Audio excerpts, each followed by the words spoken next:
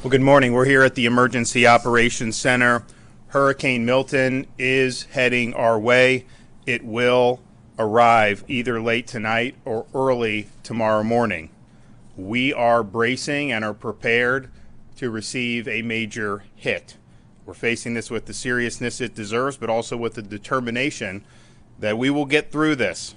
Folks here at the EOC and our first responders throughout the west coast of Florida have been working nonstop now for weeks to prepare and respond to Hurricane Helene, and then now to prepare and respond to this new major hurricane.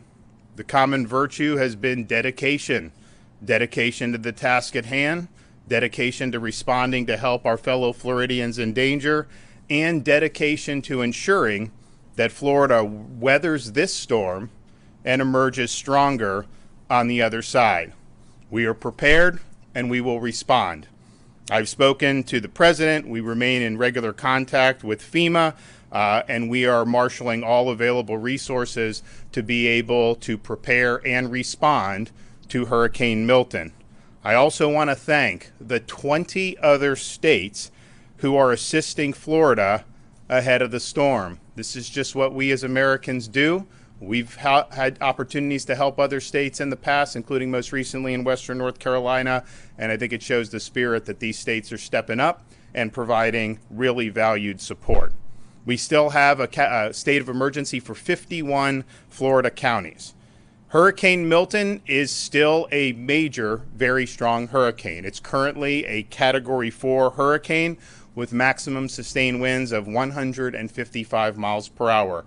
That is just a whisker shy of a Category 5. And while there is the hope that it will weaken more before landfall, there is high confidence that this hurricane is going to pack a major, major punch and do an awful lot of damage. As you can see behind me, the Florida Division of Emergency Management is fully deployed, fully active. This has been a footing now for over 2 weeks, given both of these storms. The state is actively fulfilling over 1,500 missions. We've delivered massive amounts of supplies, meals, water bottles, sandbags, tarps, generators to be able to help our local communities respond to this storm.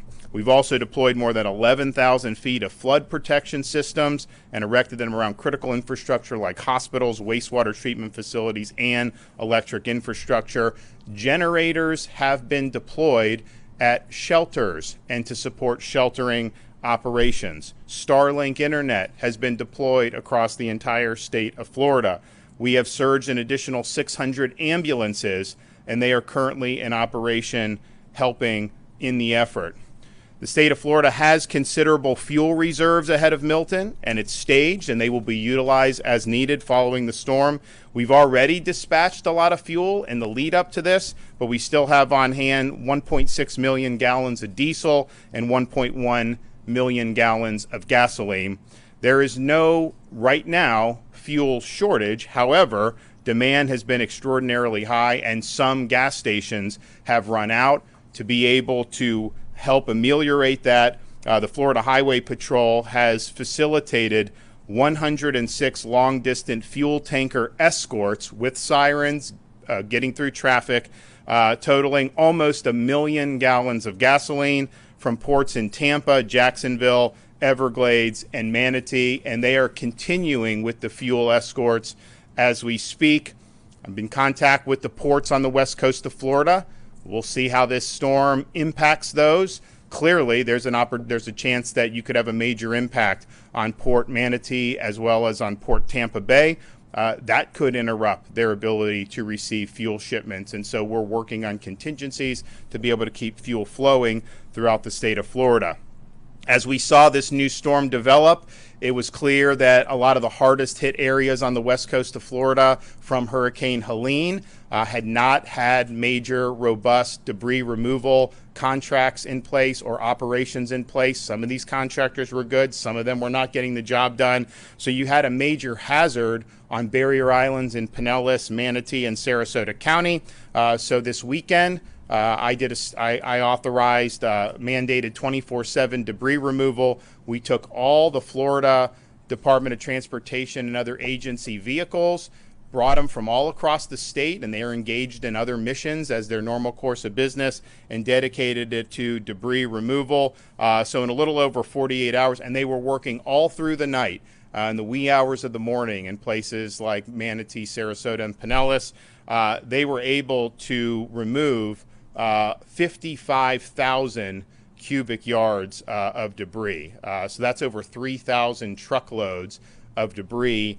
And it's our estimation that on those barrier islands, they were able to make a dent in the debris and reduce it by about 50% just from what Jared Perdue and the other agencies were able to get done. So I want to thank everybody that's been involved in that. It did not stop since this weekend.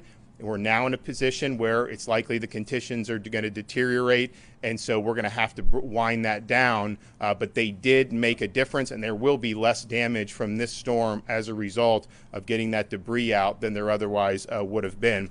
The Florida Department of Transportation is staging the following assets ahead of the storm: 156 bridge inspectors, 328 cut and toss personnel, and over 1,500 pieces of heavy equipment. Florida National Guard, Florida State Guard, Florida Fish and Wildlife, and the Florida Highway Patrol have activated additional personnel in advance of this storm. We have hundreds of state search and rescue personnel on hand, 26 total teams. They are currently embedded in the potential impact sites along the West Coast to begin immediate rescue operations as soon as the storm passes.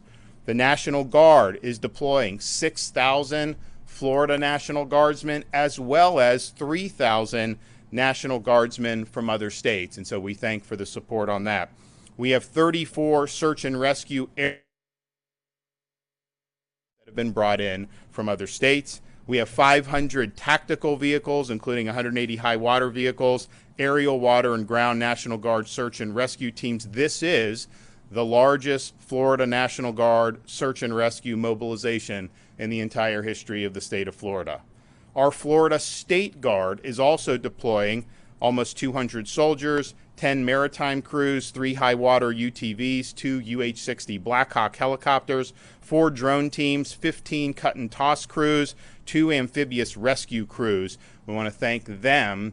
I mean, this was just a dream a couple years ago that they would be involved, and there was a lot of unfair criticism when we stood it up, but they have made a huge difference in this hurricane season. They're going to continue to do it here.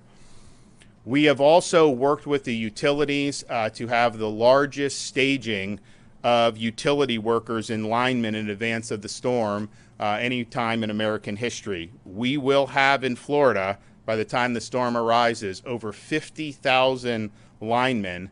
And those linemen are being brought in from places as far away as California. So as soon as that storm passes, you're going to see the assessments and the power restoration efforts commence immediately. Additionally, the state of Florida has assisted with the evacuation of 352 healthcare facilities in the potential path of the storm. 16 hospitals have been evacuated. The state veteran nursing homes are currently located that are in the cone. Are all accepting families of their residents to shelter with them.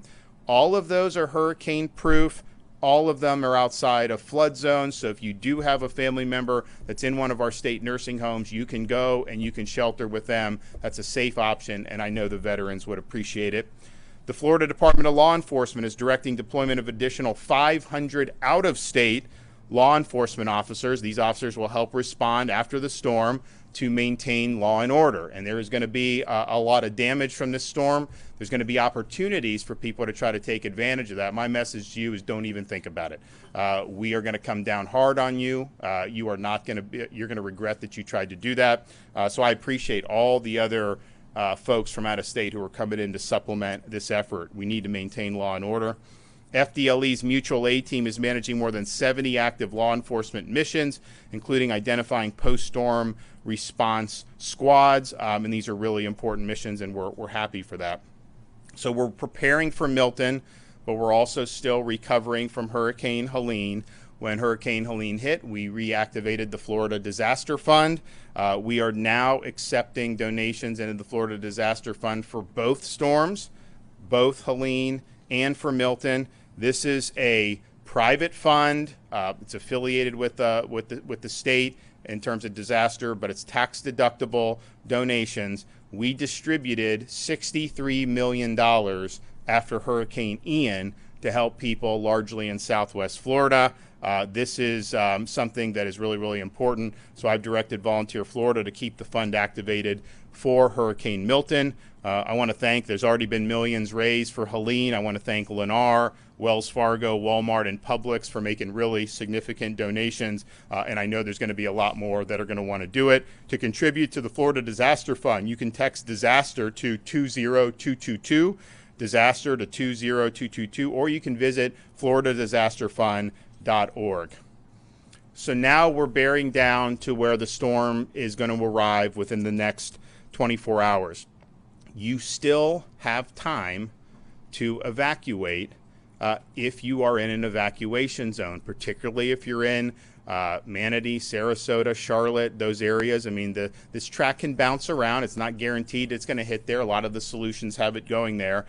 You have time to do that. Now, conditions aren't going to be great today.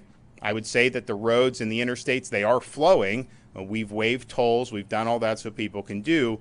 But the best option would probably be just to evacuate within your own county to one of the shelters. All those counties have multiple shelters that are open.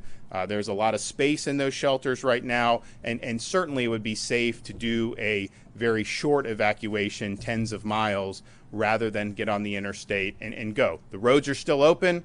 People can do that, but I just want to warn people that the conditions are likely going to continue to deteriorate throughout the course of the day. We had, of course, on Monday, when the initial evacuations were coming down, particularly in the Tampa Bay area, had a lot of traffic on I-4 and on I-75. FDOT did the emergency shoulder plan. That helped, but it was slow, and those roads can be very slow anyways. By the time we got to the end of the night, through the wee hours of the morning, it was going pretty quickly.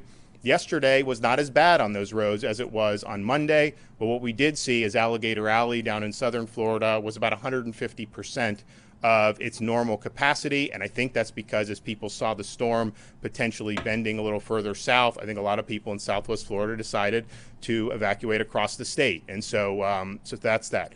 The roads now are good, but I would just caution the conditions are not great now, and they're likely going to get worse as the day goes on. Of course, we do have a lot of mandatory evacuations in place. If you want to get a hotel, you can go to visitflorida.com/Priceline, Expedia.com/Florida. That is the emergency accommodation module that is there. I'm not sure what availability there's going to be in a lot of these places at this point, but if that's something that you're interested in, you can try that. Of course, we've worked with the Florida Restaurant and Lodging Association for distress rates for hotels, as well as waiving pet fees. And I know a lot of the hotels in the state of Florida have responded very positively for that, so I just want to thank them for doing that. We've also partnered with Uber for Hurricane Milton to provide free rides to and from shelters and counties with active evacuation orders. So if you want to utilize that, you go to when you do the ride, you do the promo code Milton Relief, just one word, Milton Relief. OnStar has activated Crisis Mode, which provides free crisis assistance services and in-vehicle data for Chevy, Buick, GMC, and Cadillac owners. Schools, most of the school districts in the state are closed today. Obviously, if you get out of the path in like the Panhandle, not as much, but in that Florida Peninsula, virtually all school districts are closed. All Florida counties and Miccosukee and Seminole tribes are assisting the state with storm response, and I want to thank all those for their great work. We have 149 general population shelters that are open throughout the state. The current total shelter population is just 31,000 individuals. We have room in those shelters for a total population of almost 200,000 individuals. So there is space available in these shelters. I know a lot of people would rather stay in a hotel, stay with friends, and that's fine. But especially now as the storm's getting closer, you may be able to get in your car and drive 10 miles, get to a shelter, ride the storm out, and then be able to go as you see fit, and hopefully you'll be able to get back to your place very quickly.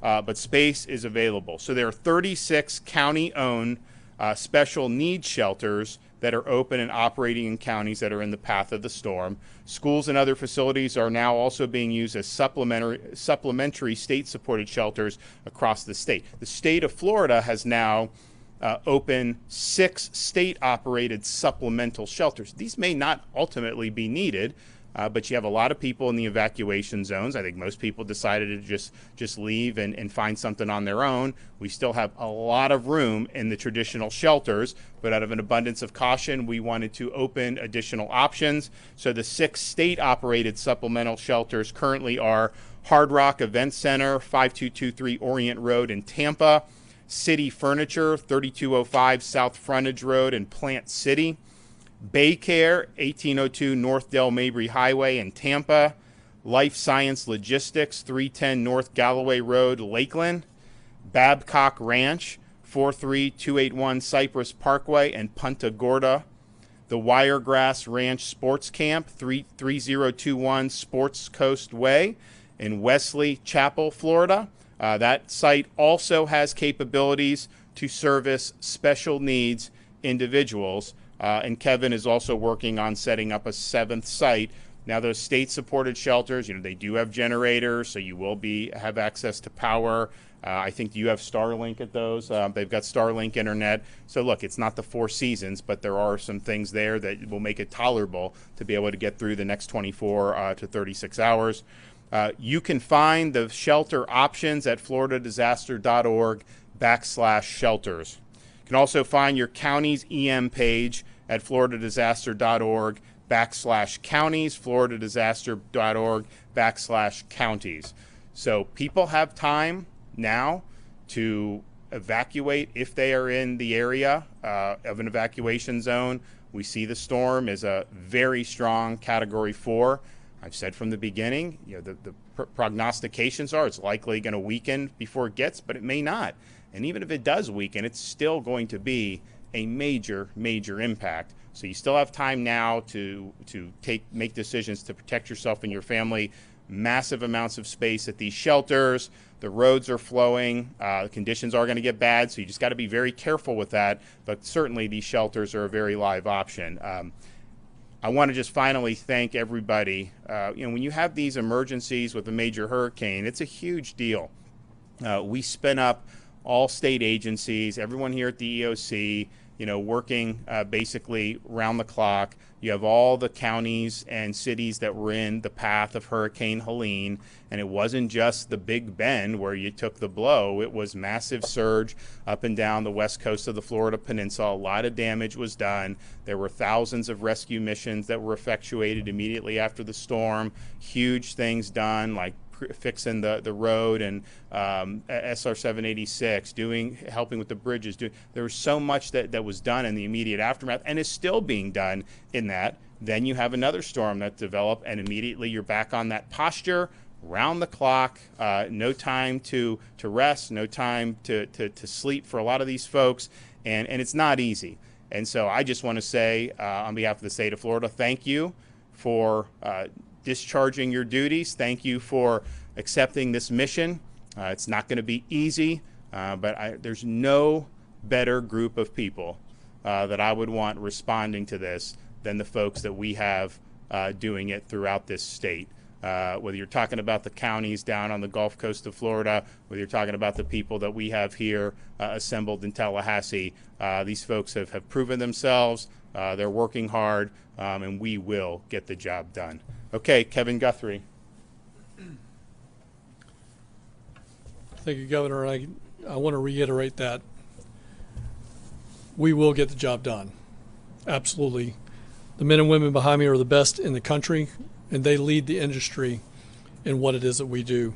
The men that are standing behind me and the men and women that are state agency heads, everybody has checked their ego at the door, and all it is about teamwork right now. We're going to get that done. We're less than 24 hours from landfall, and the governor has been working tirelessly alongside all of us to ensure that we have all the resources needed ahead of landfall. Today, we continue to move thousands of resources to staging areas across the state. We want to ensure we have the right resources to move into the right places at the right time. Life-threatening storm surge is expected along Florida's west coast. Counties from Levy to Collier have ordered mandatory evacuations, and I urge you to heed those warnings if you're in one of those zones. You might not want to evacuate, but there are free shelters in your area. If you live in a mobile or manufactured home and you're in this impact area, please go to a local shelter. If you rely on power for medical devices or other things, please go to a local shelter. You live in a home that can't withstand the hurricane force winds, again, please go to a local shelter. We have enormous capacity. We're about 31,000 sheltered last night. We have the ability to do well over 200,000 in the impact area. If you're making a decision, you say, oh, it's too late, there's not enough room for me, there is room. Please come. Your home and belongings can be replaced, but you cannot. You can find a list of all shelters, including our state-run shelters that the governor just mentioned, by visiting floridadisaster.org/shelters. We also have options to assist residents with evacuating. We still are running our shuttle service. You could also go to floridadisaster.org for updates on that 1-800 number. That number is 1-800-729-3413. Again, that's 1-800-729-3413. We've also partnered with Uber, and you can call them and put in the discount code of Milton Relief. That's Milton Relief, and that'll be a free ride to the shelter. If you don't live in an evacuation zone and decide to shelter in place, make sure you have enough supplies to weather the storm and after the storm conditions cease. We recommend you have 7 days of supplies on hand. Power outages are expected with this storm. Charge your electronic devices now before the power starts to go out. If anybody's looked at a radar in the last 8 hours, you see a lot of rain heading into the impact area. You see tornado warnings. I think as of our 7:15 briefing with my executive staff, we had 7 tornado warnings, and as we were walking in here, I saw 2 more. So there's been roughly 10 tornado warnings. Power will start going out. So you need to make sure your electronic devices are charged now. If you can get outside and it's safe to do so, make sure you're bringing out all that furniture, potted plants, decorations. If you can pick it up, put it up. The strong winds can obviously pick that stuff up and deposit it much somewhere else. During the storm, we want to start messaging this. We do it every single time. But again, if you've decided to shelter in place and during the storm you hear the trees snapping, maybe the power popping, that can mean that there is flying debris and you should seek shelter immediately inside your home. Treat it as if it's a tornado. Get into the innermost portion of your home. If you have some type of lightweight mattress, pull it over the top of you. Protect yourself from falling debris. Treat it just as if it's a tornado. If you find yourself, all of a sudden, it is absolute calm. You've gone from snapping trees and power lines and the sound of destruction to absolute nothing, like it's a clear day in the middle of the summer. You're in the eye wall of the hurricane, and you need to stay in place. Do not go outside. Do not look around. This eye wall has been moving anywhere from about 4 nautical miles to upwards of 12 to 16 nautical miles. If it reforms the eye wall and starts to collapse again, you may have only minutes in a situation that could be life-threatening. So please make sure you do not go outside if that happens. For more updates in your area, remember to follow your local county emergency management agency's instructions. The agency also has activated the State Assistance Information Line to provide information to Floridians to receive up-to-date information from us. Residents and visitors can call this toll-free hotline at 1-800-342-3557. 1-800-342-3557. Before I close, in anticipation of some of your questions, you may ask, what are the things that we're going to be doing over the next 12 to 24 hours while landfall is happening? The things that we're going to be doing, the Florida State Emergency Response Team with all of its agencies have been working contingency plans. Over a week ago, I set out for our planners to work 3 different contingencies. And that was something that hit the Helene area, something that hit the Tampa Bay area, something that would hit the Fort Myers area, and then even drill down further into that. So in the next 12 to 24 hours, our staff will be moving from a strategic contingency-based plan to tactical operations-based movements. They will pull off the shelf what that strategy was at the time and move directly into tactical operations. We will start working on our damage prediction models. We do have damage prediction models that come from the United States Army Corps of Engineers and other federal agencies. That system is called HAZUS. Our planners, our intelligence cell will start looking at those things to see where the most debris, where the most damage is going to be based on the last calculated movement at landfall. So we will then start marshaling resources from the north and the south with all of the agencies behind me and all the agencies that are out there on the floor right now, to include local county assets and statewide, or I'm sorry, out-of-state mutual aid assets, to move from north or south into those impacted areas, surging more resources where we anticipate having the most damage based on those models. You can always follow us at X and Instagram at FLSERT and on Facebook at FDEM. You can get latest updates also at floridadisaster.org/updates. Governor, again, it makes it very easy for us to do our job and be successful at our job when you have a man standing behind me that's willing to pull the trigger at 96 hours out. All of us can be very successful. And I think this is one thing I just want to point out, because the governor's not going to toot his own horn on this, but I will. General Haas not only is a good friend, but he's one of the best in the business at doing what he's doing. But he can only move as fast as he can call up his soldiers. That takes 72 hours to do that. When the governor gives us 96, the last 3 storms we have marshaled the full depth and breadth of the Florida National Guard before landfall. And that never happened before this governor took office. Governor, thank you. Yep, thank you, Governor, for your leadership, and good morning. I want to reemphasize at FDOT, we are committed, we are determined, and we are resolute, and we are ready to respond to this storm.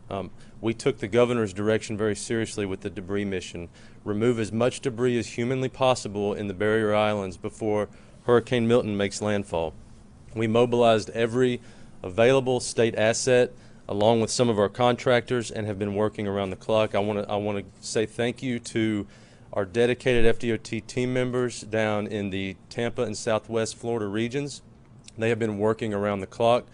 Also want to say thank you to the men and women of the Florida National Guard, the Florida State Guard, the Florida Highway Patrol, Southwest Florida Water Management District, and the Florida Department of Agriculture. They all joined forces together to move debris, and we worked into the wee hours of the night last night. We had huge platoons of dump trucks being escorted by Florida Highway Patrol in very severe weather to get debris off of those barrier islands. What we were able to accomplish is truly remarkable, and you heard the governor. We moved nearly 55,000 cubic yards of debris and made a huge dent on those barrier islands, which is going to have a tremendous impact on safety as Hurricane Milton makes the landfall. So I want to say thank you to the governor for bringing the vision and the direction to do something of such a great feat. With evacuations, we did notice very heavy traffic on I-75 and I-4 going north to Orlando and up to I-10 over the last few days. We did use emergency shoulder use. It did help to resolve that traffic. And we have continued to have both the Florida Highway Patrol and our Road Ranger Service Patrol circulating those corridors to offer motorist aid. We did see very heavy congestion on Alligator Alley yesterday. We also implemented emergency shoulder use there. Traffic began to resolve around 11 p.m. last night, and we were glad that people chose to leave, seeing where they lived, and were evacuating to get to safety. We will be deactivating emergency shoulder use at noon today. We have to begin to demobilize the signs and the people because conditions will begin deteriorating very quickly. We are monitoring all of our coastal bridges and causeways and low-lying roads in Southwest Florida and in the Tampa region. Conditions are going to deteriorate quickly. We expect bridges and causeways to begin closing early to mid-afternoon today. This is very important. You heard the governor. The window of time is closing to get to safety in a shelter. When winds get high and water gets high and begins to make those bridges and roads unsafe, we do work with the Florida Highway Patrol. We have to close those. Bridges like the Skyway or the Courtney Campbell Causeway, etc. in Tampa region, we do expect those to start closing early to mid-afternoon. That's something you need to keep in mind if you still have to evacuate. As you heard from the governor, we've pre-staged our assets, our bridge inspectors, our team members, our heavy equipment. We do plan to have all of our resources and heavy equipment and contractors staged north and south of the cone. We will be pushing in with full force behind Hurricane Milton as it makes landfall to clear roads, inspect bridges, assess damage, and begin repairs as quickly as we possibly can. Every minute that a road or a bridge is down after a storm comes through can hinder the life safety mission. We take it very seriously. Any damage that we see and find, we will work as quickly and as efficiently as we can to begin those repairs immediately. The seaports on the West Coast, we've been in very close coordination with them. Port Tampa Bay, Port Manatee, both are important for fuel. If the storm surge is consistent with what's predicted, there could be significant issues with both of those two seaports. So we've been coordinating very closely with Division of Emergency Management and looking at making sure we still have fuel moving throughout the state. I want to remind everybody, FL511.com is the place to get traffic information. We have 10 traffic management centers across the entire state. They work 24/7. They will be working throughout the storm. We will be updating FL511.com live throughout this event. The storm surge expected from this hurricane can cause damage to road and bridge infrastructure. This is why our crews are some of the first boots on the ground to assess and inspect. One thing important to remember, there can be damaged facilities. There is going to be high water. Please do not get out and drive around until we have had the opportunity to inspect bridges and roads. Even after the storm passes through, there will be roads underwater. Please do not drive through water. It's inevitable. Every storm season, people choose to drive through water. You have no idea what's going on underneath that water. It can be very dangerous. Please give us time to do our job. Make sure roads are safe before you start driving around. Again, FL511.com, and thank you, Governor, for your leadership. Mark? Yes, sir. Good morning. Under the Governor DeSantis' leadership, Florida is a law and order state. And FDLE will work with our partners at all times to ensure that it stays that way. As the commissioner, I've been in contact with the Florida sheriffs in the impacted areas, everything from Jefferson County all the way down to Key West, to ensure that their needs are met and supported. We've also worked hand in hand with the Florida Police Chiefs Association, the Florida Sheriff's Association, to ensure if they have any pre-storm needs or even post-storm recovery efforts that we're there for them. I can safely say that the Florida Police Chief Association already has the South Florida Police officers coming together for about 80 members that are going to be poised ready to come in to the impact area to support as needed. The Florida Sheriff's Association has strike teams available and ready to move in as needed to support. Now, FDLE is directing the deployment of additional 500 officers that are coming in from out of state. We already have 150 that has been notified and alerted and en route to the area. So tomorrow, after the storm passes, you may see law enforcement entities from other agencies from out of state that will be coming in to support, whether they be as special deputies under the sheriff or state officers that will support local law enforcement or state efforts. If you see them, they are going to be law enforcement authority and have powers as such. So I just want to make sure our people understand that. Florida will not stand for looting, will not stand for it. We will come after you, and we're not going to stop if anyone takes advantage of any of our citizens or visitors in this time of need. So pay attention to that. If you have anybody or anything that you may see that's going wrong, contact your local law enforcement. We're there to support them, and we will be there on top to take care of that. Now, FDLE special agents and law enforcement analysts have been steadfast all the way through Hurricane Helena, and also will continue on past Hurricane Milton to give you that great support. Our mutual aid team at FDLE has already been managing numerous law enforcement missions, and such as identifying post-storm response squads, establishing base camps for first responders, and conducting security missions. Now, in addition, FDLE has nearly 200 analysts that are on standby for reunification efforts for Florida. Law enforcement officers and offices for sheriffs and police departments to help you if you're missing your loved ones. We're here to help and try to find them. FDLE Sworn Training Unit CUT team is standing ready to go out and support any first responder that may have damage to their house, so that way these teams come in and get them back ready, and so that way they can go out and support their community so they're not worried about stuff that's happening at their house. Now, FDLE law enforcement strike teams are coming from Pensacola and Miami into the area. These strike teams will be able to do everything from violent crime investigations to patrol operation and security details. FDLE special agents are activated, all of them are activated to deploy in the impact area as needed. Now, in any type of event, comms is one of the biggest issues.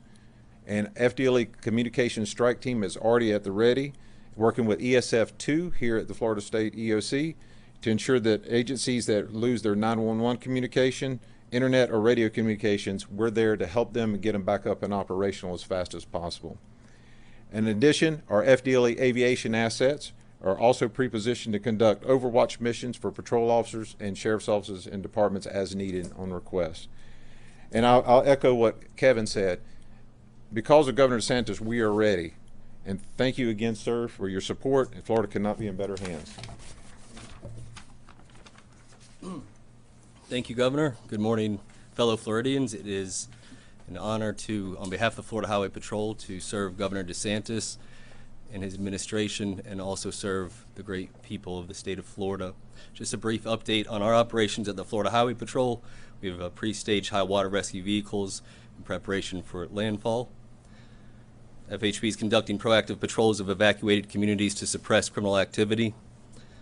As the governor spoke about, we have been laser focused on ensuring that our roadways are open so that we can conduct escorts of fuel trucks to gas stations that are in need of fuel, as we are still doing those missions in this moment. But as the ports on the land side closed down for the hurricane, we are still engaged in transports of ambulances, ambulance companies, first responders, and other elements that need to be where they need to be at a certain time before landfall is made by the hurricane. If you are an ambulance company or if you are a healthcare facility that needs the services of the Florida Highway Patrol for the purposes of getting through congested areas, we would encourage you to dial star FHP, and we will make our best efforts to make sure that you get where you need to go in due time.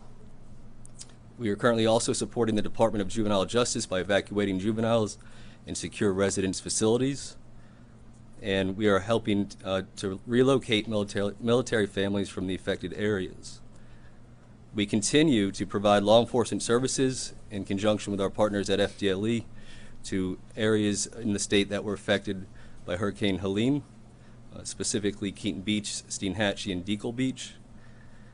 As of today, all FHP troops and all 2,000 state troopers are activated on an Alpha Bravo shift, and that includes an additional 300 auxiliary state troopers. We are all in, full force, 24/7 from here on out. Now, I want to talk briefly about after the storm passes and makes landfall, and then we come in behind, you're going to see a lot of first responder personnel. You're going to see law enforcement. You're going to see the National Guard. You're going to see the State Guard, out-of-state law enforcement officers. At the direction of Governor DeSantis, we have 500 out-of-state law enforcement officers that are going to complement and supplement our response. And we appreciate FDLE's leadership on that. You're going to see DOT personnel. As far as law enforcement goes, obviously we're going to be focused on search and rescue initially. We're going to be focused on getting roadways back open so that we can amplify our search and rescue efforts. But if you are in need and there's no electricity, for example, or your phone doesn't work, feel free to interact one-on-one with law enforcement officers. We are here to help you in that moment of need. The governor talked a little bit yesterday about in the state of Florida, law and order state, Second Amendment state, you don't know what's behind that door, and I'm speaking directly to the criminal element that intend to take advantage of Floridians. The governor's right, you don't know who is behind that door, and they're probably armed.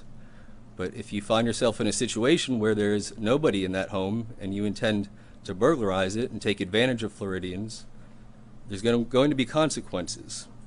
And I'll start with first of all, you're going to have the Florida Highway Patrol, 2,000 state troopers. You're going to have FDLE. You're going to have out-of-county sheriffs, and now we're going to have out-of-state troopers. There's going to be a swarm of law enforcement officers, and I can tell you, on behalf of the Florida Highway Patrol, if we catch you and you try to escape, we're going to chase you. We're going to use intentional contact to stop the pursuit. We're not going to allow you to injure or kill Floridians because of your criminal activity. We're going to hold you accountable and get you in custody. FWC will be deployed. They will catch you in the water. We'll catch you on land. You have the National Guard and the State Guard. They'll catch you in the air. There's no escape from the resources of the state of Florida. The governor has announced in prior months, and we have celebrated a 50-year crime low in the state of Florida. I can promise you, after this storm, there is going to be a new record set, because the state of Florida is not going to give you an opportunity to take advantage of Floridians. And then my final comment would be that we at the Florida Highway Patrol, and I know I speak for all the professionals that are standing behind me and the governor as well, is that we are cognizant of the weight of this moment for the state of Florida. We are cognizant of the weight of your safety and your concern as Floridians, and we are cognizant of our duty as representatives of the government and as law enforcement officers and first responders, and we intend to meet this moment and we intend to honor our duty. And so it is an honor to be a part of this team, to serve the state that I love, to serve the best governor in the state of Florida, and ultimately the people of Florida. Thank you, Governor.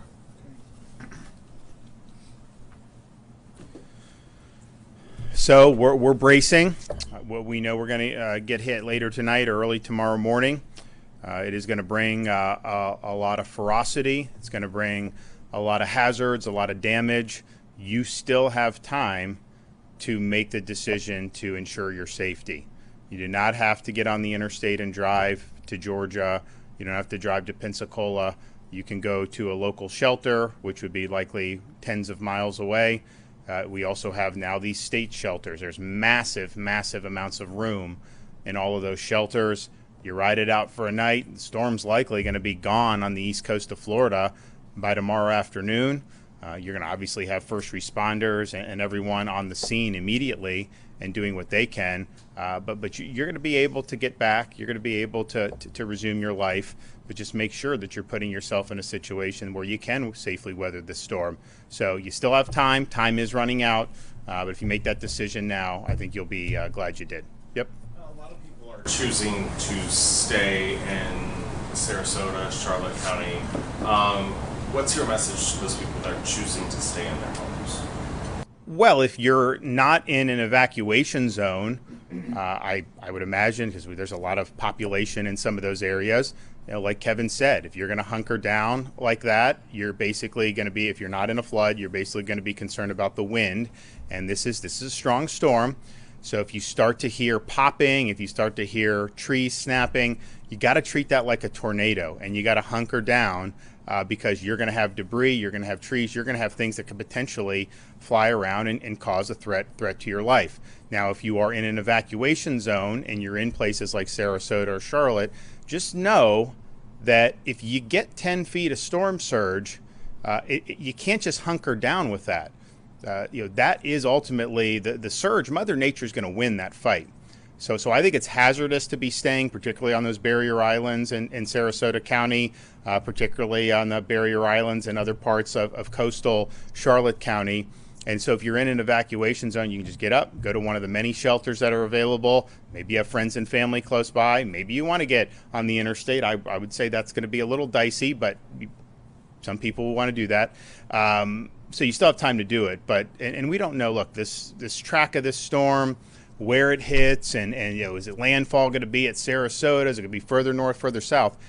Just understand, if you're on the southern part of this storm, you are going to get storm surge. So maybe it doesn't hit Charlotte County, maybe it hits Sarasota. Man, you're going to get a lot of storm surge further down south. That's just the reality. I mean, it's churning massive amounts of water, and that water is going to come out. There may be parts where it sucks it out, depending on how the storm goes in northern side of the storm. That's possible. But man, if you're anywhere in the eye or south, for sure, you are going to get major storm surge. Any estimate on how many people have actually heeded the evacuation call? Sure. I mean, we've had way higher volumes on our interstate system than we normally do. I mean, it was on a Monday. I think I-75 was, 150% of what it really was, what it normally is. And that's not the best road anyways. I mean, you start getting close to Ocala, some of these places. I mean, you could just have standstill traffic there. I-4, same thing. Much more than we normally have. But I think anyone that's driven in Central Florida knows you get on I-4 near like Champions Gate in some of these places. That's part of the reason why we're doing Moving Florida Forward, doing all that. And like it needs to get done, and we're accelerating that. But there's bad traffic anyways, but there was a lot of people on the road. And then I think yesterday to see Alligator Alley at 150% of its normal, that's telling you that there are a lot of people that have done that. And we've stressing the availability of local shelters. Anytime you evacuate, there's going to be a certain amount of hazard for that because there's a lot of people on the road, especially if conditions start to get bad. The safest thing is drive that 10 miles, 15 miles, wherever, go to the shelter. But you don't have to do that. A lot of people haven't done that. I'm a little surprised at the number of the shelters. I thought it'd be a little bit higher. But I also think, if the storm wasn't going to hit till Wednesday night or Thursday morning, a lot of people wouldn't want to stay in a shelter Monday or Tuesday night. So I do think you're going to see the shelters. I think that number is going to go up today throughout all those counties that are in the eye of the storm. And of course, we have the state shelters. That's up on the DEM website where you can see all those. Those are going to be, it's like big. Those are all thousands of people can fit in each one of those. And we thank, we've had businesses that have leased it out. I know we did Hard Rock. We've done a bunch of stuff. You're going to have internet, you're going to have a generator, there's going to be power. Again, it's not going to be the Four Seasons, but it is going to be something that's going to be tolerable for a night. And so if you're in a situation where you're just hoping that you don't get hit with massive storm surge, those are going to be really, really good options for you to do. So obviously the storm is very dangerous, and you've been pushing for evacuations and whatnot. There's also misinformation out there that I think even a member of your team has tried to dispel online. I know the FEMA administrator brought up other reports of misinformation. I just want to know your thoughts on it. What specific misinformation are you talking? There was one. There was one tweet that was telling people not to evacuate because there was some collusion between FEMA and a security team that wouldn't let people back into their homes. That was obviously. Guys, listen. I think most people are wise to this. We live in an era where if you put out crap online, you can get a lot of people to share it, and you can monetize that. That's just the way it is. But if you're hearing something that's just outrageous, just know, in the state of Florida, none of that stuff would ever fly. So you don't have to worry about that. FEMA is not leading this show. We are leading this show here in the state of Florida. We're marshaling whatever assets are available to us. We're leveraging that. But certainly with people evacuating, in my executive order, I put in on Saturday that the default is you have a right to immediately return to your home following the storm.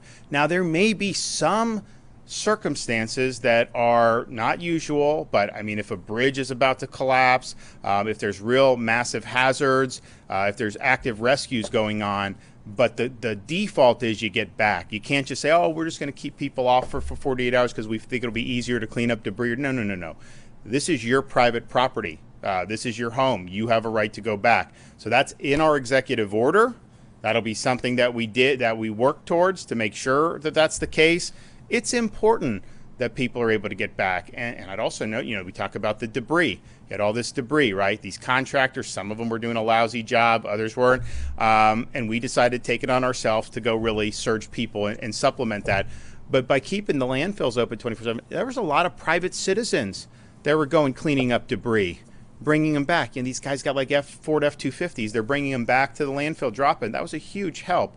So there's not going to be anything where FEMA is ever going to be able to keep you from your home. Be careful about the nonsense that gets circulated, and just know that the more titillating it is, the more likely somebody is making money off of it, and they don't really give a damn about the well-being and safety of the people that are actually in the eye of this storm. It's all just trying to monetize what they're doing. And I know there's been a lot of stuff about what FEMA's done in other states. Look, I haven't been there. I don't know. But I can tell you in Florida, we are leading this train. We're marshaling all available resources, federal, state, and we're supporting local. And that's the way it's going to be. So you can have confidence in that. Yes, sir. It's coming up on 11 o'clock right now. Roads are passable and encouraging evacuation. Have you guys, based on the size of the storm and the speed it's moving, have you picked a time of when people should not hit the roads and when they should shelter in place? We haven't, because I think it just depends on where you are, what the conditions are. I would say that the conditions are going to get worse throughout the rest of today.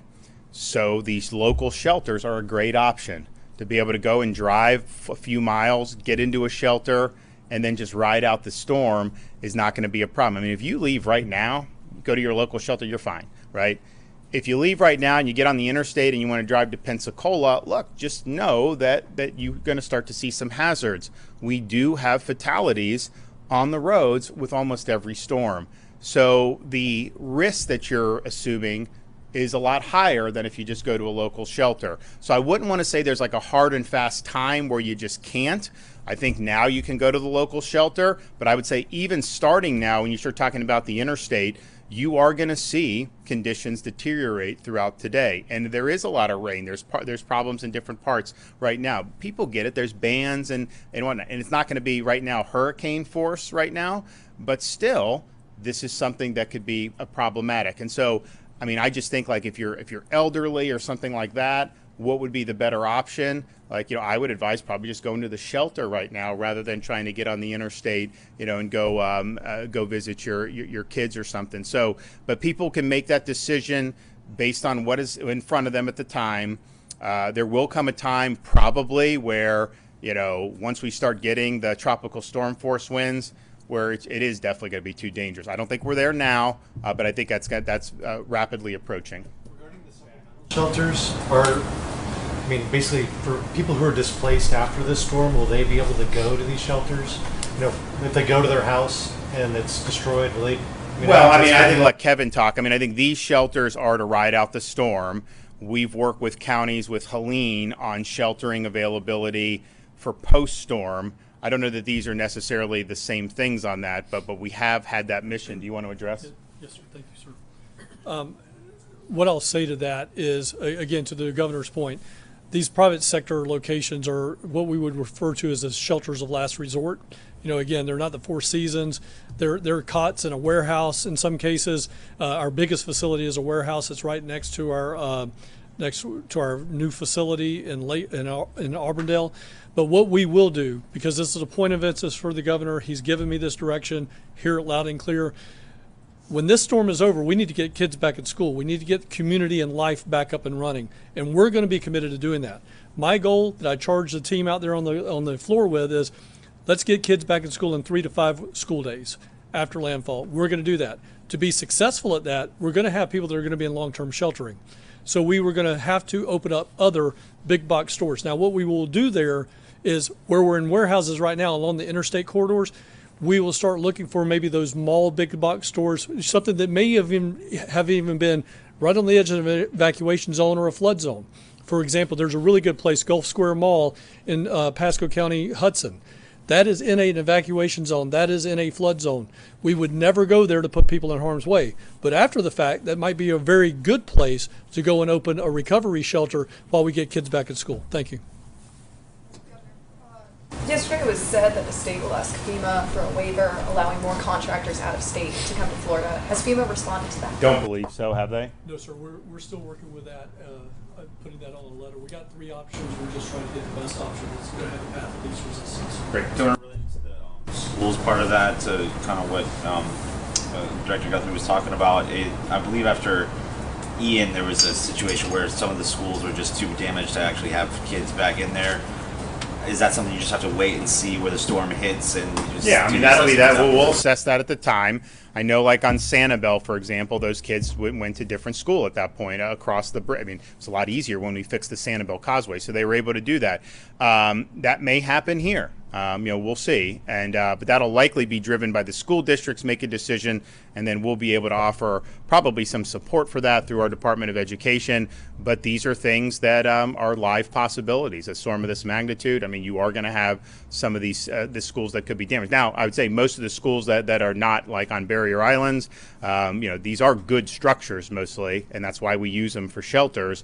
So I would imagine you'll see some damage inland, but probably not to the extent that we saw on the barrier islands after Ian. On these barrier islands at the schools, they're kind of in the similar spot. It's a big storm, and you could have some damage, and it may not be as simple as just being able to get people back in after 3 days.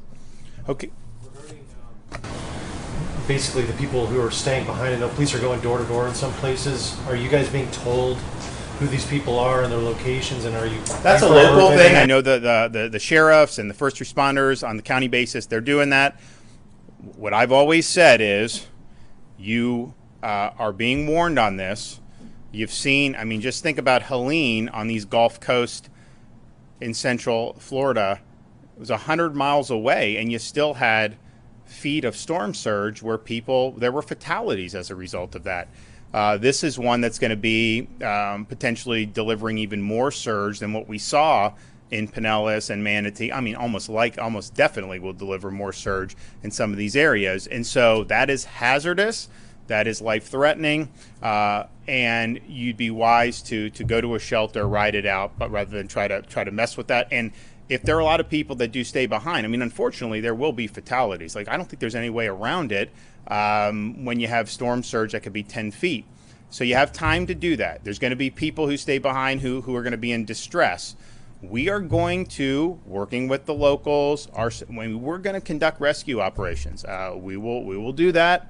And a lot of those were successful last time in the Helene, but why would you want to risk it at this point? So this is a big storm. It's going to do a lot of damage. It's going to create a lot of threats to life. It's obviously going to destroy property. We're bracing for that, but we're doing everything we can to try to mitigate the damage beforehand, and we'll do everything we can to help with rescues and getting people back on their feet afterwards. Okay, thanks.